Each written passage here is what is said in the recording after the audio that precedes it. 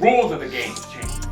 The Eagles are falling in a war in their own building. We've got Troy Aikman calling out the grit of QB1, Jalen Hurts. Robert Kraft is pushing for 18 games in the NFL season. Well, I got the coldest pan to win the game. You already know what to do. Cue the music.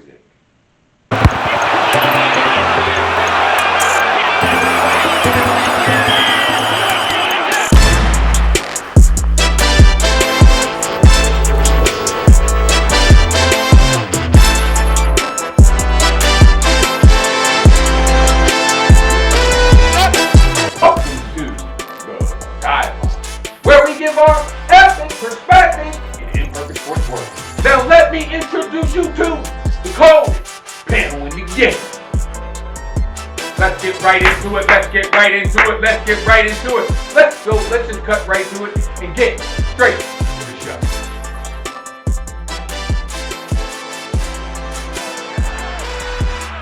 Troy Aikman had some comments on Jalen Hurts. I'll let you guys take a listen to what he had to say. Direction. And I believe Jalen can do anything that he's asked to do. I go back to early in his career. We had them in the playoff game against the Tampa Bay Buccaneers. Mm-hmm. It was Jalen's first year as a starter. I remember the game. They did not play well in that game offensively. They really struggled, and they needed to be better throwing the football. And the very next year, it was remarkable, the turnaround that we saw from that passing game and from Jalen Hurts. So what that proved to me is that he's a quarterback who puts in the time to do everything he can to be his best. And so whatever he's been challenged with this offseason, I fully expect him to come out and play the kind of football that we're accustomed to seeing him play. We'll see if there is some truth. That only applies to when people who actually know saying it. Fans saying it don't mean shit. Fans saying it shit. People in the building and being every day with Jalen, then that's a little bit different. But until then, but that's not what I'm saying. What I'm saying is I've never doubted him as a person, never doubted him as a player. The thing is, there have been times when we look at Jalen and he is under the most intense microscope. Let's face it, he is. Whether that's the fans, whether that's the local media, whether that's the national media, that always seems to happen. Yet you look at Dallas and that's smiling, laughing, enjoying being they're not good. They ain't been good in a long time. But he's under a microscope. It's not like if Dak was in Jacksonville and he had the most yards ever. Quarterbacks are going to be under a microscope. I get that. I'm talking about fans who, like, people joke a little bit with the truth. That's people who actually know you. Most of the Philly fans, I hate to say it, WIP, a lot of them dudes, look, they doing it for ratings. They just want to talk about something. Absolutely. But at the same time, when I look at the Eagles, I'm looking at that team from top to bottom. I want to win. You know, we won every year. I want to win. I want to win a bowl. I want to be up there as a KC. We haven't been a KC. We're not looked at as a KC or a New England or San Francisco. You want to look like you want to be on a winning franchise, and when that's what we have in the discussion, it's not about what the most winning. Like. You want your own persona, you want your own look, but you want to be considered as one of the elite when they mention the elite. And if you're not mentioned as one of the elite, then what are you? You're second tier.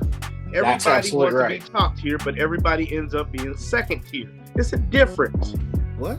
You got to have 3 to 4 Super Bowls to be considered top tier. That's why they rank the Cowboys. Well, let me get this right. That's why they rank the Steelers, then the Cowboys as the most winning Super Bowl franchise with San Francisco. What? First of all, by the way, New England got more than Dallas. And if Jalen Hurts is not giving you top tier performance, then why are you paying him top tier money? Well, at the end of the day, when it looked at it like nobody considers Dallas no top tier winning anything. Nobody. You ain't won a Super Bowl in 30 years. You ain't been there. It's no top tier level. I don't care how many Super Bowls you won 30 years ago. No one considers them top tier, man. Only people who grew up in that era. Let's keep it real. And no one's talking about the Steelers, right? The Patriots passed them just like Dallas. Not relevant. That's one thing. When it comes down to it, MKH definitely does have a little bit of a point. Dallas hasn't won anything in 30 years. How are you relevant? You're relevant because are the Eagles not considered a top-tier program right now? Right now in this current day. Over the last 5 years, how many teams have won more? The Eagles, Patriots, KC. No, I'm talking about last 5 years. You're talking about KC, and then it's the Eagles. Yep. That's it. 100%. That's at the end of the day, when you're looking at Philadelphia, when you're looking at Philadelphia Eagles, and you're looking at the franchise as a whole, they have to say that they are one of the most they are the upper echelon of the NFL. When it comes down to Jalen Hurts, the only reason why we're hearing so much criticism about Jalen Hurts is because of where he's at and where the media market's at. That's very simple. At the end of the day, we all know that when it comes down to clickbait, Philadelphia Eagles are definitely clickbait. I want you guys to comment below and tell me what you guys think about Jalen Hurts. I want you guys to tell me what you think about when it comes down. Is the Eagles the upper echelon when it comes down to the NFL? I want you guys to comment below. Now let's pivot. Let's pivot right quick. Welcome to Aura Apex 6 Operations. We empower the architects of the future, where creators and CEOs install systems that reclaim your most valuable asset, time. We align your revenue streams and build the foundation to execute relentlessly at scale. Ready to reach the apex? Let's get to work. Into the business of the NFL. Robert Kraft is proposing an 18-game season with 2 bye weeks and an international game for every team. Daryl, is this a brilliant plan for the fans, or is this just a death sentence for the players' bodies?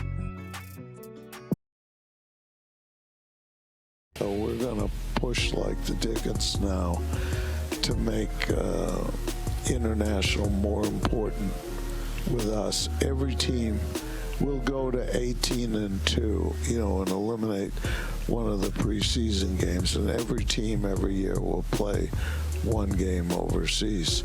And part of the reason is so we can continue to grow the cap and keep our labor happy.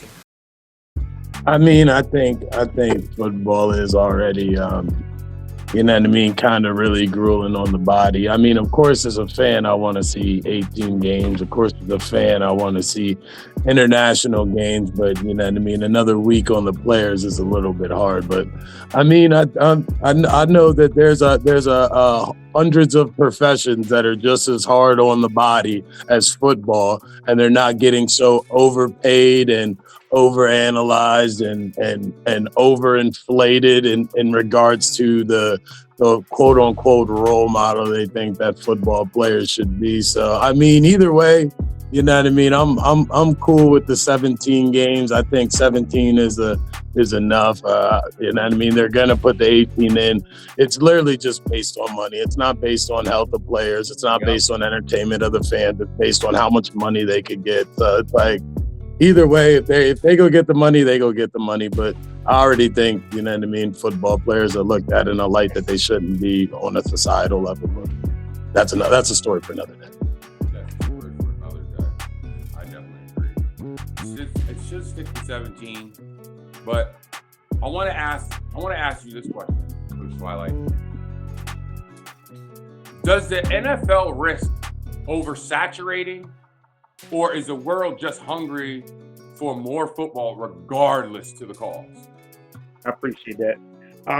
My take on that is that, they oversaturating it, but you got to look at the numbers games of what they're trying to invest in, boys. Y'all paying a whole bunch of money for a whole new stadium. Who's gonna pay for that? You are. So the more games they got, the more revenue comes in. The more revenue comes in, the more easier it is for them to be able to finance these stadiums that you all have luxury amenities. Stadiums are not regular stadiums no more. They're damn near VIP seats in the nosebleed. Circuses. So if you have nosebleeds VIP, what do you think you're gonna pay? Why do you think they want this money? They want you invest in their stadium so they can bring the Super Bowl in and hell, more revenue. More stadiums, more games, more revenue, chances to win Super Bowls and get Super Bowls to their stadium. That's all they want. And, Coach brings up a good point, too. I mean, look at Philly. I mean, the Lynx, 24 years old, and they're already wanting to build a new stadium within the next 5 years. I mean, they want the Super Bowl in Philly. If they can get it in Dallas, if they can put it in New York with a dome, if it gets a dome, you're winning.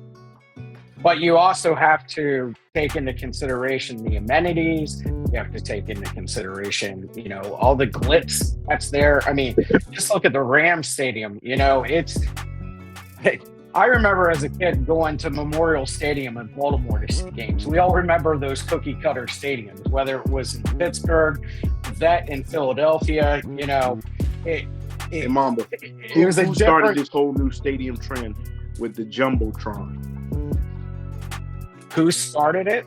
With the Jumbotron.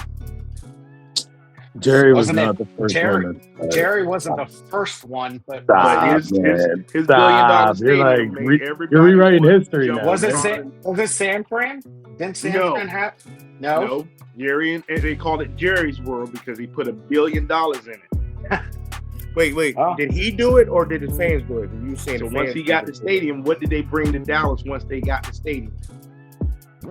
Everything. And the Super Bowl. Yep. What Super Bowl they didn't play in it though. No, they didn't play. Oh yeah. No, the first playoff game in that. The first playoff game in that stadium was when we beat the Eagles 3 times in 1 year. I remember that though. That's fine. And that got you where? Yeah. Hey, bragging rights in 2026. Let's wow. Go. You give me a break. Give me a break. Three times. 3 times in 1 year. But with that being said, it seems like people always watch an intensity Kraft talks about. It's hard to keep from 18 games. We might see more backups by week 17. Yeah, we already got Thursday games. Like, let's make it harder on the players. Right. Is a week 18 game a W for the fans or is it an L for the players? I want you to comment 18 below. Let me know.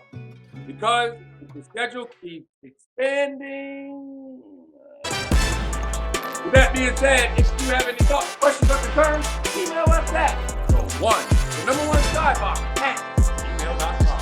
It's your boy, MKA. It's your boy, it's your boy, Gerald P. It's Coach Twilight. And Kev will be back with us soon. It's me, White and C, your fight over life. I'm a leader. Now let you already know what I'm about to say. I've got to do the talk. Go. Hey, Sixers, y'all really hurt me, man. Really?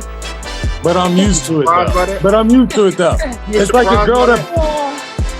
a girl that rejects you the 20th time. The 20th time, it's like, I mean, I'm more used to it than I was the first. They gave you the upset over Boston. You should have been happy. Yeah, I'll take that. But damn, us.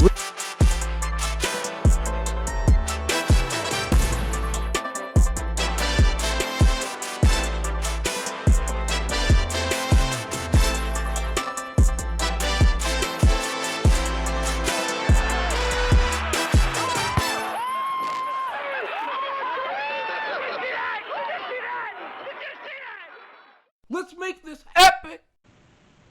If you like this episode, check this episode right here, and I'll see you on the other side.